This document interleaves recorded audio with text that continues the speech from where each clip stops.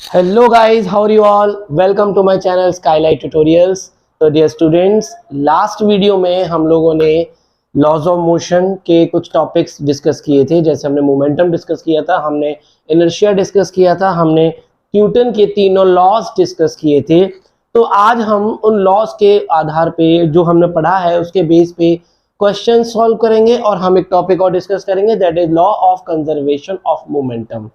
तो सभी तैयार हो जाएं, अपने नोट्स बना लें, कॉपी पेन पे नोट्स बनाना शुरू करें। तो चलिए हम शुरुआत करते हैं। कुछ क्वेश्चंस हैं जो हम डिस्कस करेंगे। So let's start. So my smart board will show you a question on the board, और वो ये रहा। तो क्वेश्चन कहता है कि a body of mass 60 kg has the momentum of 300 kilogram metre per second, calculate its velocity. Video को pause करें एंड सॉल्व करें, then we will discuss this question. हो गया? बहुत आसान क्वेश्चन है। I think it's a very easy question, आप कर सकते हैं। तो ओके, सो स्टार्ट। एक बॉडी है जिसका मास है 60 kg। तो हमें यहाँ क्या गिवन है? हमें गिवन है m गिवन है, दैट इज 60 kg।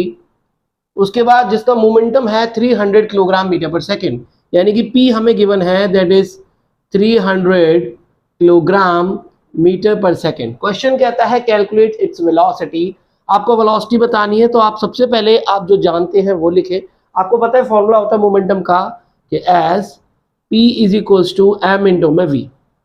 तो यहाँ से अगर मुझे v निकालना है तो मैं क्या करूँगा, P बाय m करेंगे। तो P की वैल्यू कितनी है यहाँ पे 300 अपॉन m कितना है आपका 60। इसको इससे काट दो, that will be equals to 5 metre per second is the answer. Clear? समझ में आ गया सभी के? ओके, सो नेक्स्ट क्वेश्चन जो हमारे स्क्रीन पे हमारा जो स्मार्ट बोर्ड है वो आपको शो करेगा, एंड वो क्वेश्चन ये रहा। तो क्वेश्चन कहता है find change in momentum of a car weighing 1500 kg when its speed increases from 36 kilometre per hour to 72 kilometre per hour. तो क्वेश्चन में वो दो वेलोसिटीज आपको दे रहा है, जहां पे वो 36 किलोमीटर पर आवर से 72 किलोमीटर पर आवर तक उसने अपनी रफ्तार को इंक्रीज किया, और जो उसकी जो स्पीड है वो यूनिफॉर्मली इंक्रीमेंट है। तो you have to find change in momentum. तो वीडियो को पॉज करें एंड जस्ट सॉल्व करें। हो गया? 1 2 3 done. Okay, so let's discuss the question solution. तो उसमें क्या कह रखा है आपको? मास गिवन है। मास कितना गिवन है? That is 1500 kilogram. और जो उसकी स्पीड है, यानी कि आपको जो इनिशियल स्पीड दे रखी है, that is 36 kilometre per our, जिसको हम मीटर पर सेकंड में कन्वर्ट करेंगे, जिसका मैंने बताया था कि किलोमीटर को मीटर में कन्वर्ट कर दो, दैट इज 1000 अपॉन आर को सेकंड में कन्वर्ट कर दो, दैट इज 3600। ये 20 से 20 मर जाएंगी और 36 से 36 भिड़ गया, आपका बचा 10 मीटर पर सेकेंड। उसी तरह से उसने फाइनल वेलोसिटी भी आपको गिवन है, that is 72 kilometre per hour. तो 72 किलोमीटर पर आवर को हम अगेन मीटर पर सेकेंड में कन्वर्ट करेंगे, वो हो जाएगा 1000 अपॉन 3600। 20 से 20 मर जाएंगी, 36 से 2 बार कट जाएगा, और ये आपका आ जाएगा 20 मीटर पर सेकेंड। अब आपको फॉर्मूला पता है कि चेंज इन मोमेंटम का क्या फॉर्मूला होता है? Change in momentum, final momentum minus initial momentum. यानी कि फाइनल मोमेंटम का फॉर्मूला हो जाएगा मास इनटू में वेलोसिटी, क्योंकि वेलोसिटी फाइनल है, तो मास इनटू में velocity minus initial momentum, mass into में initial velocity, that is equals to m हमारे पास है 1500 multiply by final, that is 20 minus 1500 multiply by initial, that is 10। ये आपका हो जाएगा 30,000 माइनस 15,000, और आपका आ जाएगा 15,000 किलोग्राम मीटर पर सेकेंड। तो ये आपका क्या है? फॉर्मूला आ जाएगा। तो इस तरह से क्वेश्चन है। अगला क्वेश्चन आपको हमारा स्मार्ट बोर्ड शो करेगा, and next question is here. So question कहता है कि a man pushes a box of mass 50 kg with a force of 80 Newton. एक मैन है जो एक मास को 80 न्यूटन, मास आपका 50 केजी है और उसको 80 न्यूटन के फोर्स से पुश कर रहा है of the acceleration, what will be the acceleration of the box, box का एक्सेलरेशन क्या होगा, and what should be the acceleration of the if the mass were halved, अगर मास को आधा कर दें तो बॉक्स का एक्सेलरेशन क्या होगा। फोर्स को हम लोगों ने सेम रखा है, तो ये जानकारी जानते हुए आपको शायद अंदाजा लग रहा होगा कि न्यूटन का सेकंड लॉ यहाँ पे अप्लाई हो रहा है। तो वीडियो को पॉज करके एक बार ट्राई करें। हो गया, हो गया, तो मैं स्टार्ट करूं। ओके, देख लीजिए एक बार और पॉज करके ट्राई कर लो। So now start solution. तो देखिए क्वेश्चन में हमें क्या क्या गिवन है, पहले वो लिख लें। हमें गिवन है mass, that is m equals to 50 kg। तो क्योंकि देखो आपको जब भी कोई न्यूमेरिकल सॉल्व करना होता है उससे पहले आपको जो जो वैल्यूज गिवन होती हैं सबसे पहले वो वैल्यूज लिखो। इससे क्या एक आइडिया लग जाता है कि क्वेश्चन को किस तरह से सॉल्व हम कर सकते हैं। तो मास दे रखा है मुझे 50 kg, मैंने वो लिख दिया। उसने क्या एक फोर्स भी दे रखा है वो मुझे दे रखा है 80 न्यूटन का, मैंने वो भी लिख दिया। अब वो पूछ रहा है एक्सेलरेशन, तो मास, फोर्स और एक्सेलरेशन का कोई रिलेशन है? जी बिल्कुल है, न्यूटन का सेकंड लॉ में। तो न्यूटन का सेकंड लॉ क्या कहता है कि बाय न्यूटन सेकंड लॉ, तो वो क्या कहता है कि जो F है that will be equals to mass into में एक्सेलरेशन। ठीक है, और आपको मास गिवन है तो लिख दो, वो गिवन है आपको 50, एक्सेलरेशन आपको निकालना ही है और ये आपको दे रखा है 80 न्यूटन। यहाँ से अगर आप एक्सेलरेशन निकालते हो तो 80/50, तो वैल्यू आपकी हो जाएगी 1.6, ठीक है, मीटर पर सेकंड स्क्वायर। अब वो सेकंड केस में क्या कहता है कि what should be the acceleration if mass were half. तो इफ मास वर हाफ्ड यानी कि m डैश को आप कर देते हैं m/2, यानी कि m कितना मेरे पास 50/2 यानी कि 25 kg, then F is equals to mass into में एक्सेलरेशन, ये तो आपको गिवन ही है। ठीक है, फोर्स आपको गिवन है 80, मास आपको दे के रखा है 25 एंड इंटू में एक्सेलरेशन ए हो जाएगा आपका 80/25, तो वैल्यू आपकी आ जाएगी कितनी। ओके, वीडियो विजिबल है, तो 80/20 आपका हो जाएगा 25, 25 या 75, 3.2 मीटर पर सेकंड स्क्वायर। तो ये आपका क्वेश्चन है। सो नेक्स्ट क्वेश्चन अब हमारा स्मार्ट बोर्ड आपको शो करेगा, तो वो next question is here. So the question says if a vehicle accelerates at the rate of 10 meter per second square after applying a force equal to 50,000 Newton, find the mass of the vehicle। तो Newton का second law आपने पढ़ाया है, उसी के base पर हमने कुछ क्वेश्चन उठाए ताकि आपको प्रैक्टिस हो जाए।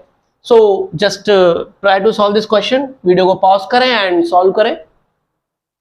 हो गया, हो गया, बहुत आसान क्वेश्चन है I think. Okay, so let's start with the question solution. Question कहता है कि if a vehicle of accelerate at the rate of, वही सेम स्टेप हम करेंगे कि हमें मास दिया हुआ है तो मास लिखेंगे, वेलोसिटी दी हुई है तो वेलोसिटी देंगे और एक्सेलरेशन दी हुई है तो एक्सेलरेशन भी लिखेंगे। तो हमें क्या क्या लिखा दे रखा है, हमें उसने एक्सेलरेशन दे रखा है a is equal to 10 metre per second square, उसके साथ उसने हमें गिवन है mass is equal to 50,000, sorry mass नहीं फोर्स गिवन है हमें, तो force is equal to 50,000 newton and हमें मास पूछा गया है। सेकेंड लॉ आपको पता है कि F is equal to m into में A, और F को आपको दे रखा है 50,000 is equal to m into में A गिवन है आपको 10।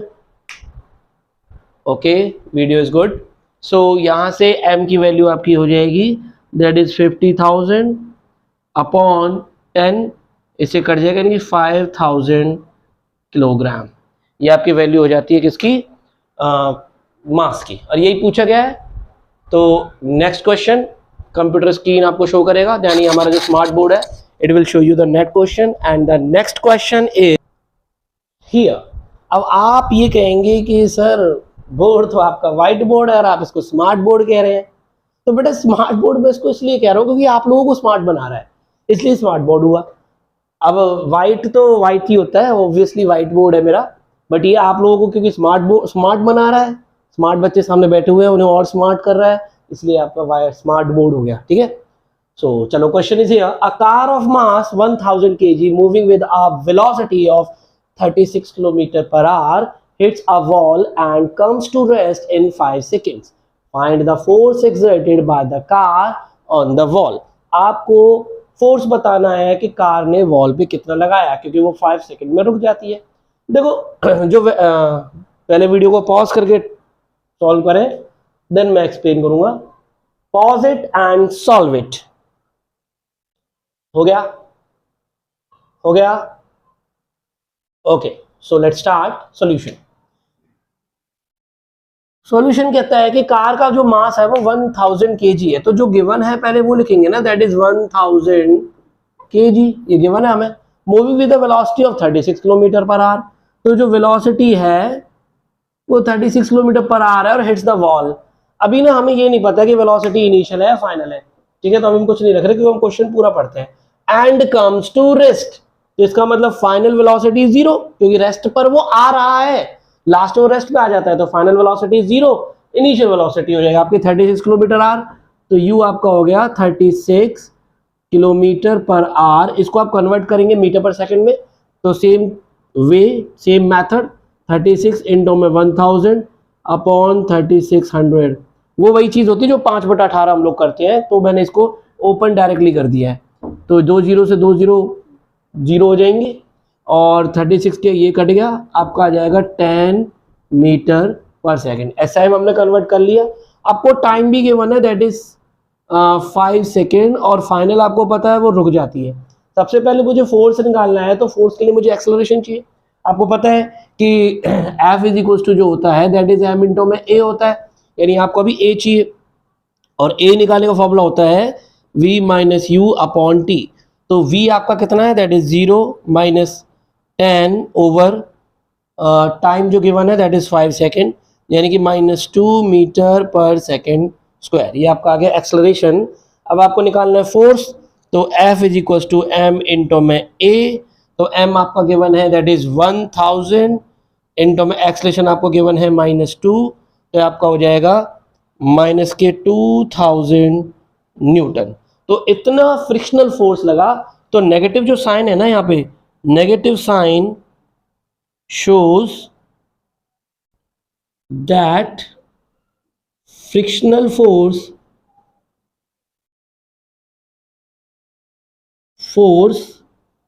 या ऑपोजिट फोर्स, कि उसको रोकने के लिए जो फोर्स लगा वो फोर्स अपोजिट फोर्स जो वॉल ने भी लगाया है। बेसिकली फ्रिक्शनल फोर्स भी हो जाता है कभी कभी नेगेटिव साइन का मतलब, और अगर आप फ्रिक्शनल फोर्स नहीं कहते तो अपोजिंग फोर्स तो ऑब्वियसली होगा, क्योंकि वॉल ने उसको रोकने के लिए अपोजिट में फोर्स लगाया, तभी तो बॉडी रुक जाती है। तो ये आपके क्वेश्चंस इस तरह से हमने डिस्कस किए हैं, और भी बहुत सारे क्वेश्चंस यहाँ पे बन जाएंगे जो अलग अलग टॉपिक के अकॉर्डिंग है।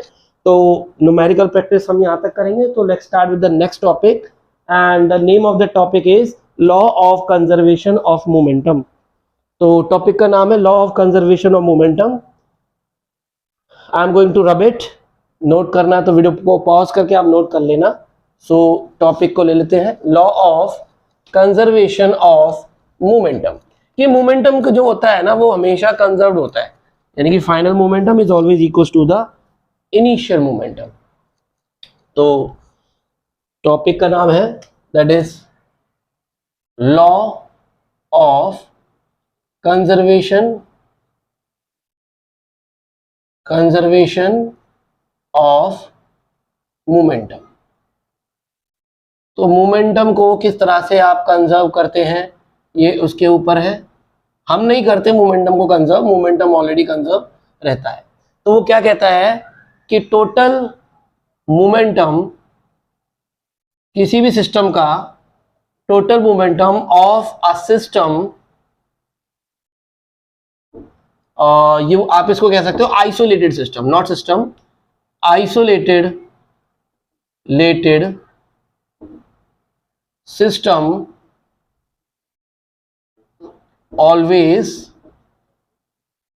रिमेन्स कांस्टेंट, रिमेन्स कांस्टेंट, कि कोई भी आइसोलेटेड सिस्टम होगा उसका जो टोटल मोमेंटम है वो हमेशा कांस्टेंट होगा। देखो आइसोलेटेड सिस्टम का मतलब क्या होता है, आपने ना कोरोना काल में सुना था आइसोलेशन में रख दिया, या फिर आइसोलेटेड का बेटा बेसिकली मीनिंग ये होता है कि बाहर का कोई भी हस्तक्षेप ना हो, यानी कि कोई भी बाहर से परेशानी ना कर रहा हो। फॉर एग्जाम्पल एक्सटर्नल फॉर जो चीजें हो जाती है वो अलग है। जैसे आप एग्जाम्पल के तौर पर आप ले सकते हो, मान लो क्लासरूम है, I am teaching you and most of the student are sitting in front of me, तो बहुत सारे बच्चे मेरे सामने बैठे हुए हैं, मैं पढ़ा रहा हूं, तो मेरा और बच्चों का एक सिस्टम बन गया।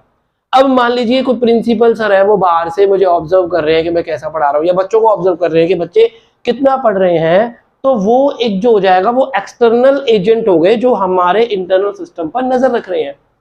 अगर वो बाहर से देख के चले जाते हैं तो हमारा सिस्टम आइसोलेटेड रहा, ना हमें किसी ने परेशान किया, ना हमें किसी ने डिस्टर्ब किया, हमारा अपना काम चल रहा है सिस्टम का। वो बीच में आ जाते हैं, बच्चों से क्वेश्चन पूछने लग जाते हैं, तो उन्होंने उसको उसको डिस्टर्ब कर दिया, तो वो सिस्टम का आइसोलेशन में नहीं रहा। तो आइसोलेशन में कोरोना काल में कहते थे ना कि उसको आइसोलेशन में रख दिया गया है, मतलब कि वो उनसे वो ना तो किसी बाहर वाले से मिल सकते हैं, ना कोई बाहर वाला उनसे मिल सकता है, वो उस सिस्टम में 15 दिन के लिए एक तरीके से बंद हो गए, तो that is isolation. I think समझ में आ गया होगा। आइसोलेशन का और भी कोई एग्जांपल अभी तो मेरे माइंड में आ नहीं रहा है। तो इस तरह से मतलब कोई बाहर का कोई हस्तक्षेप ना हो, तो उस तरह के सिस्टम को हम कहते हैं आइसोलेटेड सिस्टम। अब मान लेते हैं कि सपोज मेरे पास कोई बॉल है जिसका मास है सपोज m1, और ये कोई दूसरी बॉल है, इसका मास मान लो m2। ये बॉल इधर चल रही है, सपोज ये इधर मूव कर रही है with the initial velocity u1, और ये बॉल इधर चल रही है with the initial velocity u2। ये दोनों बॉल आपस में मान लेते हैं टकरा जाती है। अगर मैं u1 को ग्रेटर देन u2 कर दूं तो ऑब्वियसली टकराएंगे। टकराने के बाद फिर जो इनकी वेलोसिटी मान लेते हैं m1 की वेलोसिटी आपकी बन जाती है v1, और m2 की वेलोसिटी आपकी बन जाती है v2। लेकिन ये आपस में टकराएंगे, इनसे बाहर वाले ने किसी ने नहीं रोका, ना कोई फ्रिक्शनल फोर्स है, ना कोई किसी तरह का फोर्स है, ये अपना ही अंदर में जो आपस में टकराई है वही फोर्स लगता है।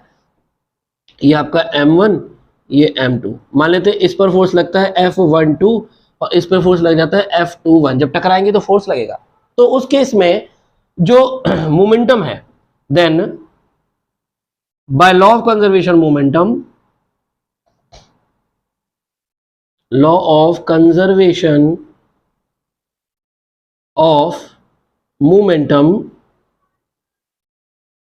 तो क्या था कि जो टोटल मोमेंटम है ना किसी भी सिस्टम का हमेशा कांस्टेंट रहता है, सिस्टम का टोटल मोमेंटम।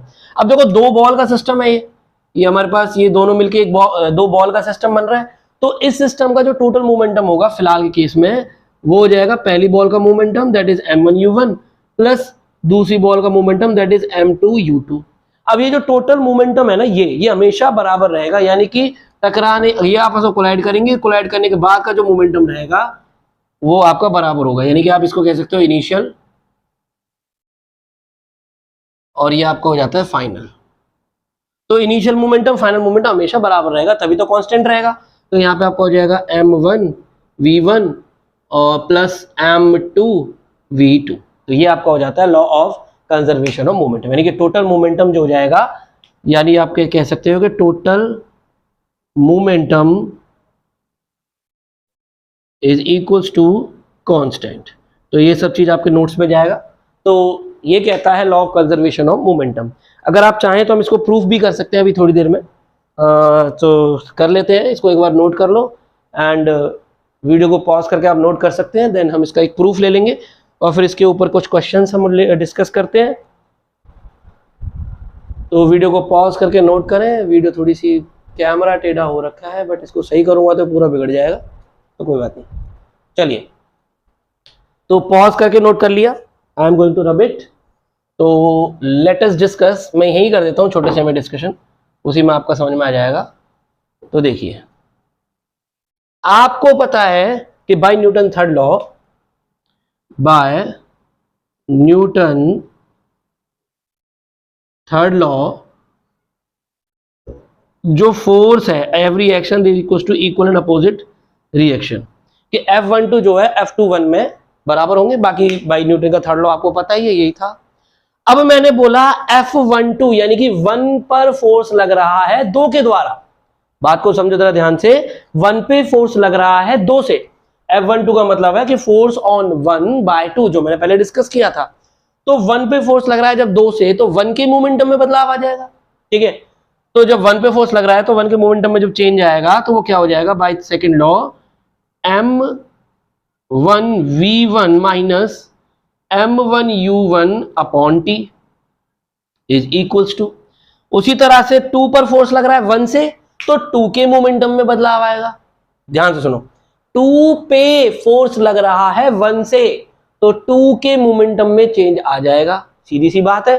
तो 2 के मोमेंटम में जब चेंज आएगा तो m2v2 minus m2u2 upon t, ठीक है। t से t आपका कैंसिल आउट हो जाएगा, t से t कट जाएगा, यहां आपकी वैल्यू हो जाएगी m1v1 minus m1u1 is equals to m2, वो भी माइनस का v2, क्योंकि हमने माइनस को अंदर लेके जाएंगे, एंड प्लस m2u2। अब एक तरफ कर लो, 1 वाले एक तरफ कर लो, 2 वाले एक तरफ कर लो, तो देखो m2v2 और m1v1, ठीक है, मतलब v वाले एक तरफ, u वाले एक तरफ। तो देखो m2v2 को जब मैं इधर ले जाऊंगा तो ये प्लस का हो जाएगा, ठीक है। तो वैल्यू आपकी बन जाएगी m1v1 plus m2v2 is equals to, इसको मैं उधर लेके जाऊंगा तो ये प्लस का हो जाएगा, तो m1u1 प्लस m2u2। तो यहां से आपको क्या मिल गया कि जो टोटल मोमेंटम है, total momentum is equals to constant.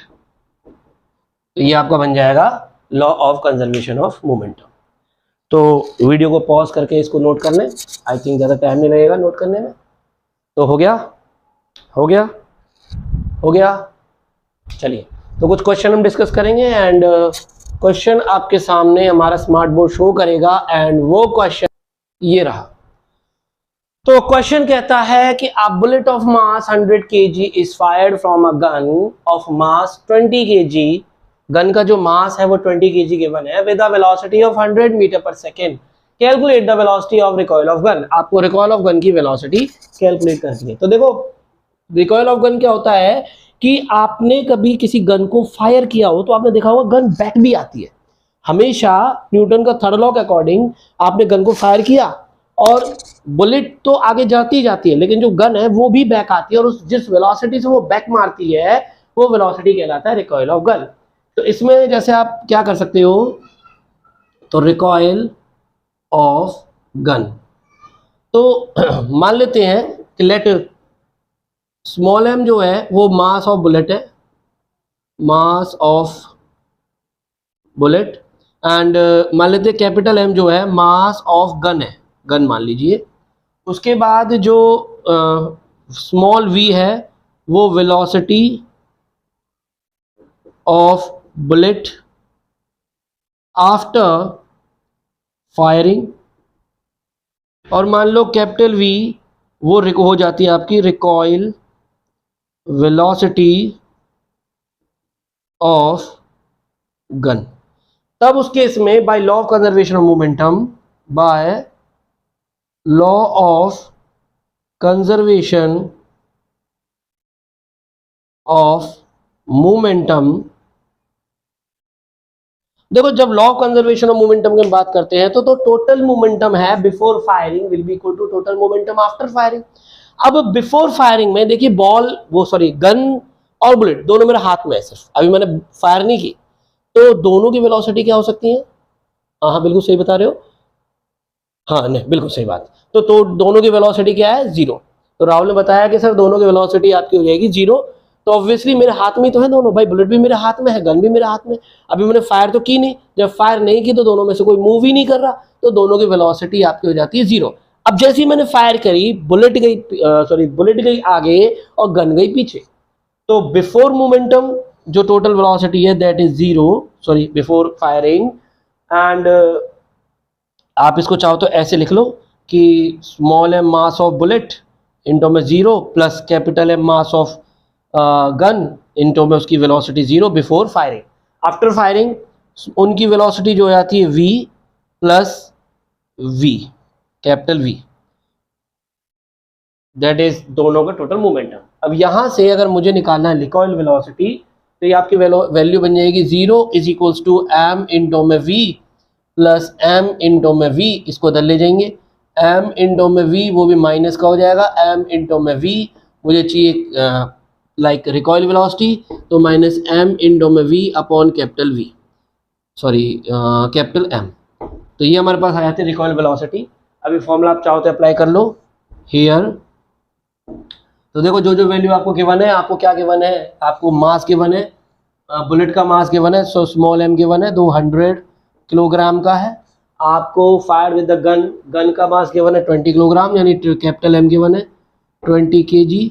उसके बाद कहता है with the velocity of 100 metre per second, यानी कि जो ये बुलेट की वेलोसिटी दे रखी है 100 metre per second, calculate the velocity of the recoil. तो आपको यहाँ से चाहो तो आप डायरेक्ट निकाल लो, आप चाहो तो law of conservation of momentum apply कर सकते हो, ये वाला फॉर्मूला भी अप्लाई कर सकते हो।